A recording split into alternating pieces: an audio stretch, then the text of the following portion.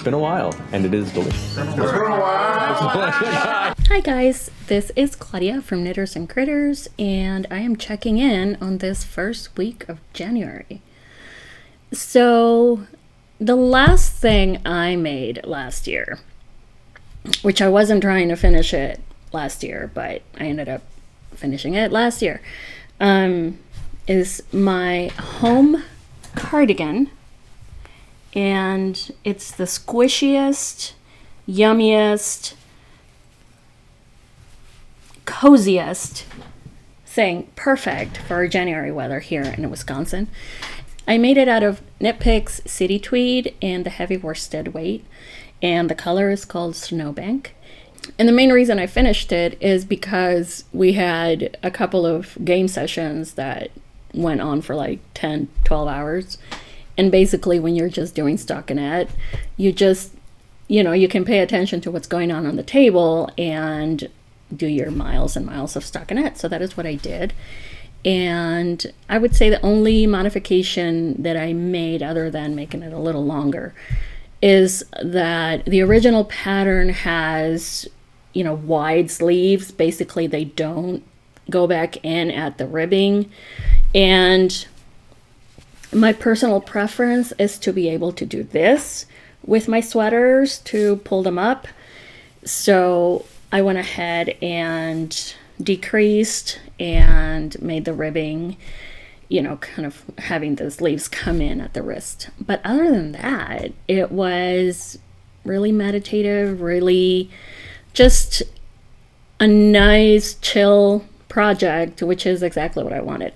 First sweater I ever made for Steve was made out of Knit Picks City Tweed, and he absolutely loves it. I loved it as I was knitting it, so I decided, okay, one day I need to make something out of this yarn.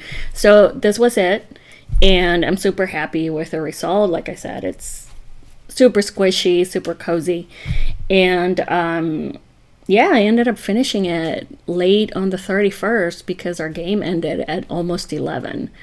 So it was kind of a nice surprise to be able to have this as my last project.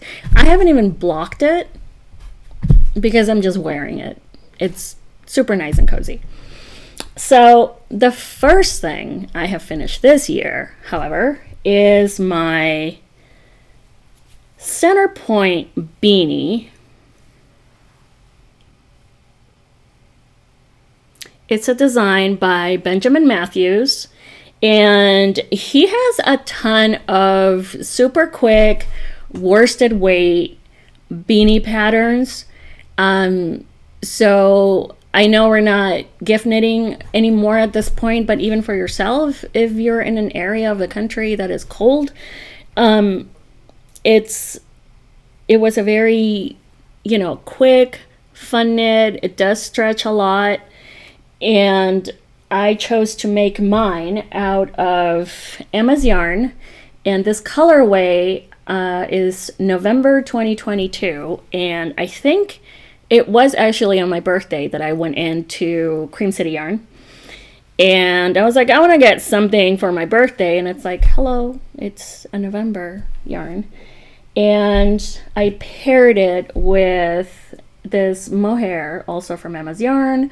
And the colorway is Teddy. And obviously, okay, that looks like boobs. Look away, Steve. That looks like a nipple. Okay. This is getting, okay, here we go. So, yeah, I had a lot of fun. And obviously, I have a lot of yardage left. I don't think I'm going to make another one unless Steve decides he likes mine. That was a really fun knit. I was watching, what was I watching this week? I was watching Rise of Empires Ottoman. And that's what I was watching while this was happening. It's the show, it's on Netflix. It's kind of like Tudor level historical accuracy. I mean, there's a lot of things they get right, but when it comes to like the characters, they have to fill in and they have to kind of flesh out the characters, and some of the ways they do it is a little questionable. But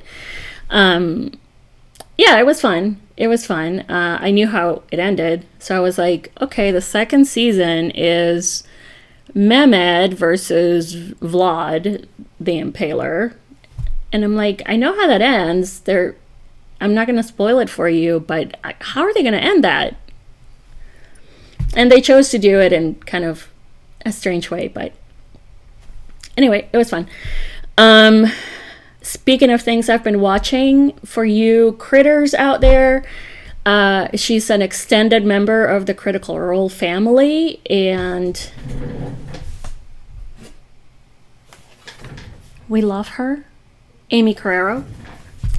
And her movie, The Menu, just went on to HBO Max. I haven't gone to the movie theater in a long time. I don't know. I like the advantages of watching it at home. I can eat whatever the heck I want and not pay, $20 for a Coke, and I can stop it whenever I want. And this movie is fucked up.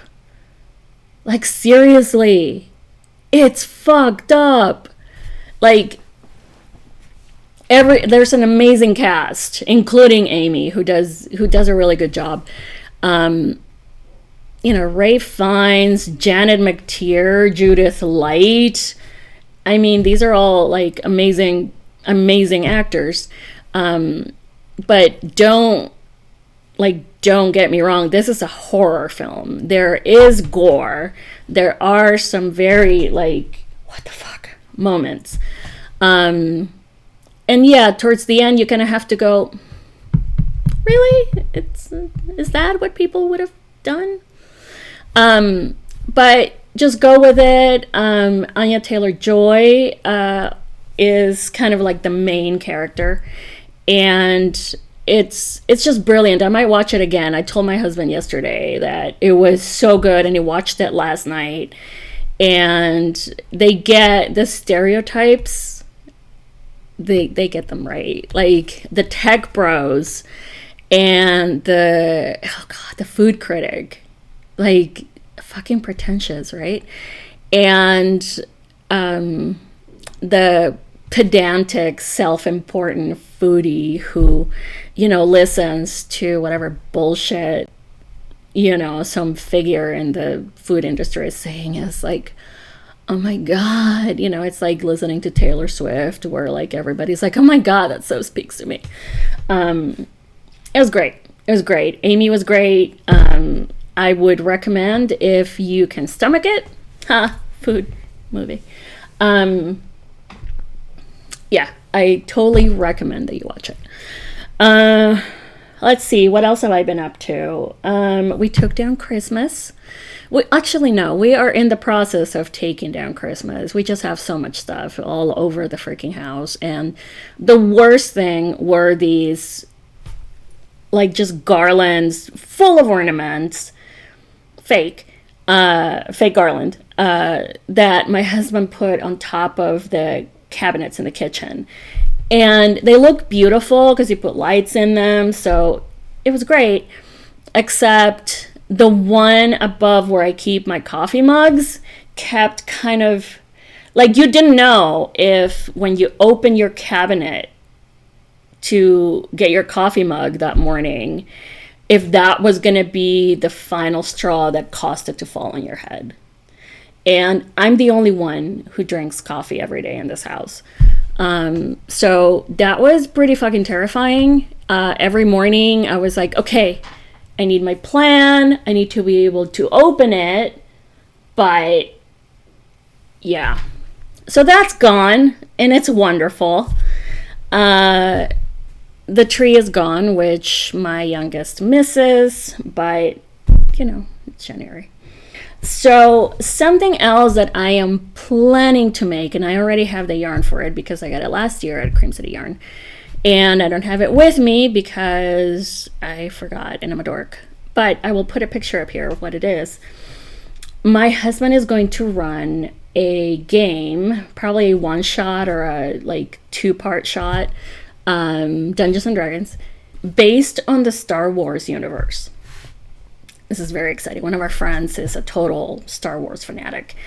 So my character is named Talara Jo, and she is part of this group, and I am working on ideas for a cowl for her, because we all know that most Star Wars outfits are basically just layers. She wears a cowl that kind of represents her standing in this organization that she belongs to. And it is a gradient set. I don't know that I'm necessarily going to use up the whole thing. I kind of want to, but basically what it is when you start at this end of the spectrum, color-wise, and as you kill more people, complete more jobs, you kind of move further along in the color gradient.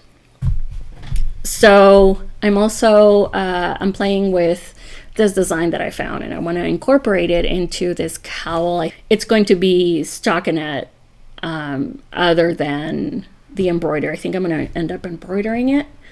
So I'm really excited about this. Other than that, I have obviously Steve's 7th sweater, which will be this year. He has already picked out what it is, and I will show you when I cast it on, which won't be in the next few days.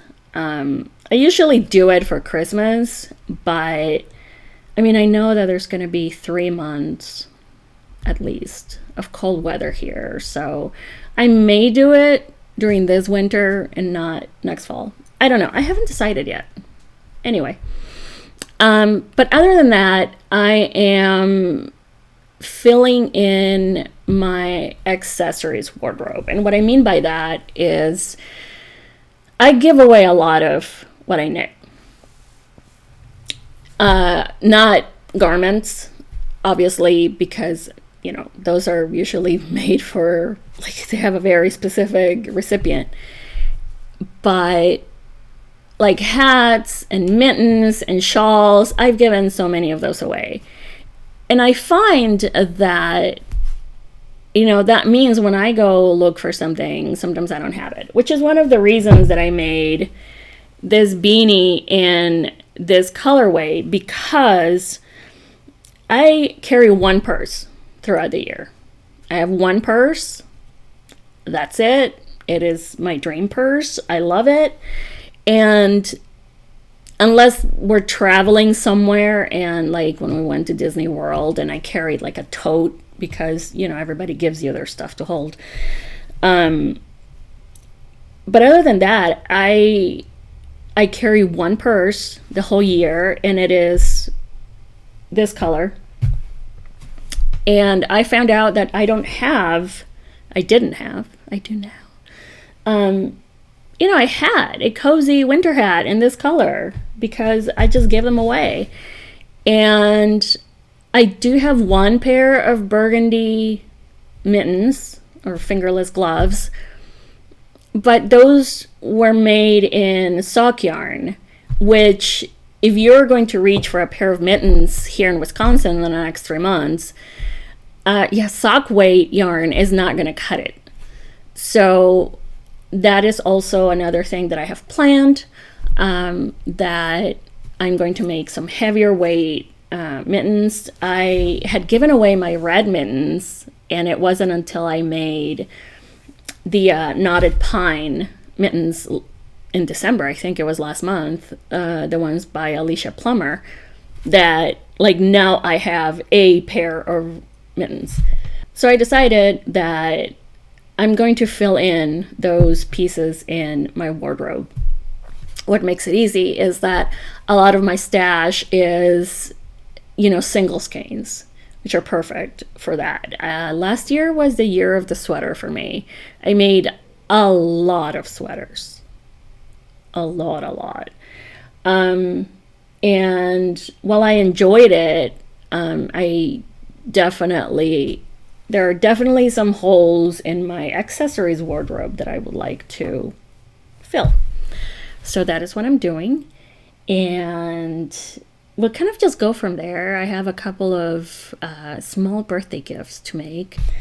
So yeah, that is what has been going on here the first week of January. Holy crap, how did we get here?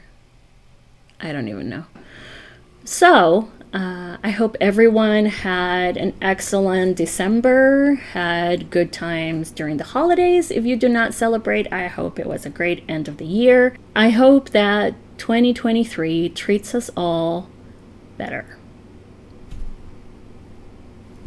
Until next time.